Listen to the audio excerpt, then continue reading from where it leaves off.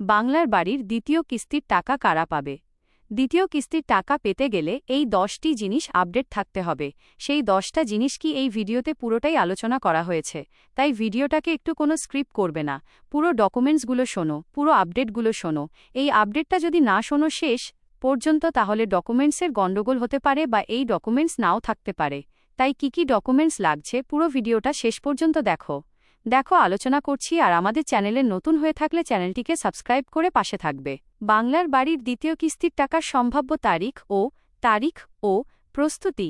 বাংলার বাড়ি প্রকল্পের পরবর্তী পর্যায়ের বা দ্বিতীয় কিস্তির টাকা খুব শীঘ্রই উপভোক্তাদের ব্যাংক অ্যাকাউন্টে ঢোকার জোরালো প্রস্তুতি চলছে।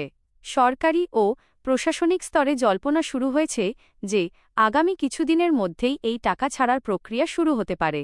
তবে সঠিক ও নিশ্চিত তারিখের জন্য সবসময় সরকারি দপ্তরের অফিসিয়াল আপডেটের দিকে নজর রাখা সবচেয়ে জরুরি। 2. কারা পাবেন বাংলার বাড়ির এই টাকা? এই দফায় টাকা পাওয়ার ক্ষেত্রে কয়েকটি শর্ত প্রযোজ্য। প্রথমত, যাদের নাম সরকারের পক্ষ থেকে প্রকাশিত বা অনুমোদিত তালিকায় রয়েছে। দ্বিতীয়ত, যাদের পাকা বা আধা পাকা বাড়ির সার্ভে সম্পূর্ণ হয়েছে এবং রিপোর্ট সঠিকভাবে জমা পড়েছে। তৃতীয়ত, যাদের ব্যাংক অ্যাকাউন্ট ও অন্যান্য নথি একদম ঠিকঠাক আছে। 3. লিস্টে নিজের নাম কিভাবে চেক করবেন? আপনার নাম অনুমোদিত তালিকায় আছে কি না তা দেখার জন্য দুটি প্রধান উপায় রয়েছে। আপনি চাইলে সরকারের নির্দিষ্ট অফিসিয়াল পোর্টালে গিয়ে নিজের আবেদন নম্বর দিয়ে বর্তমান স্ট্যাটাস দেখতে পারেন, অথবা সশরীরে নিজের এলাকার গ্রাম পঞ্চায়েত অফিস, ব্লক অফিস বা সংশ্লিষ্ট দপ্তরে যোগাযোগ করেও তালিকা যাচাই করতে পারবেন। 4. পুরনো সার্ভে হওয়া উপভোক্তাদের জন্য বিশেষ আপডেট। যাদের বাড়ির ফিজিক্যাল সার্ভে বা পরীক্ষা অনেক আগেই সম্পূর্ণ হয়ে গেছে এবং যাদের সার্ভে রিপোর্ট সফলভাবে অনুমোদিত হয়েছে, নিয়ম অনুযায়ী তাদের নাম এই দফায় টাকা পাওয়ার ক্ষেত্রে সবার আগে বিবেচনা করা হতে পারে। তবে এ বিষয়ে চূড়ান্ত সিদ্ধান্ত সম্পূর্ণভাবে সরকারি দপ্তরের অনুমোদনের ওপর নির্ভর করবে। 5. নতুন আবেদনকারীদের সার্ভে ও নথি যাচাই প্রক্রিয়া। যারা সম্প্রতি নতুন করে আবেদন করেছেন কিন্তু এখনও পর্যন্ত তাদের বাড়ির সার্ভে বা ফিজিক্যাল ভেরিফিকেশন সম্পন্ন হয়নি, তাদের ক্ষেত্রে আগে সার্ভে ও ডকুমেন্ট স্ক্রুটিনির কাজ শেষ হবে। এরপর যোগ্যতা যাচাই করে পরবর্তী তালিকায় তাদের নাম অন্তর্ভুক্ত করা হবে। 6. ব্যাংক অ্যাকাউন্ট ও আধার লিঙ্ক আপডেট করার জরুরি নির্দেশ। টাকা সরাসরি ব্যাংক অ্যাকাউন্টে আসার আগে কয়েকটি বিষয় এখনই নিশ্চিত করে নিন।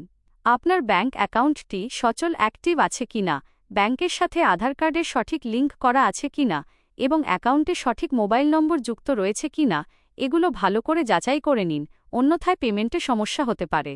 7. টাকা ঢোকার ক্ষেত্রে ধাপে ধাপে ফেজ ওয়াইজ প্রক্রিয়া। যদি আপনার নাম তালিকায় থাকে কিন্তু আপনি যদি সঙ্গে সঙ্গে টাকা বা কোনো আপডেট না পান, তবে অযথা দুশ্চিন্তা করবেন না। এই বিশাল প্রক্রিয়াটি একদিনে সম্পন্ন হয় না, বরং ধাপে ধাপে বা ফেজ ওয়াইজ কয়েকদিনের ব্যবধানে রাজ্যের বিভিন্ন জেলার উপভোক্তাদের অ্যাকাউন্টে টাকা পাঠানো হয়। 8. সোশ্যাল মিডিয়ার গুজব ও ভুয়ো খবর থেকে সাবধান। বর্তমান সময়ে সোশ্যাল মিডিয়ায় এই প্রকল্প নিয়ে নানা ধরনের বিভ্রান্তিকর খবর ও ভুয়ো ডেট ছড়ায়।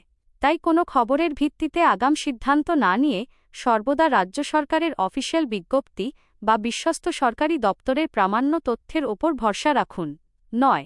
এই মুহূর্তে আপনার করণীয় কাজসমূহ। আজ থেকেই নিজের কিছু সুনির্দিষ্ট কাজ সম্পন্ন করে রাখুন। অনুমোদিত তালিকায় নিজের নাম ভালো করে যাচাই করুন। ব্যাংক ও আধার কার্ডের তথ্য ঠিক আছে কি না নিশ্চিত করুন। প্রয়োজন হলে স্থানীয় পঞ্চায়েত বা ব্লক অফিসে যোগাযোগ করুন এবং সরকারের পরবর্তী ঘোষণার দিকে নজর রাখুন। 10. সমাপ্তি ও পরবর্তী আপডেটের ঘোষণা।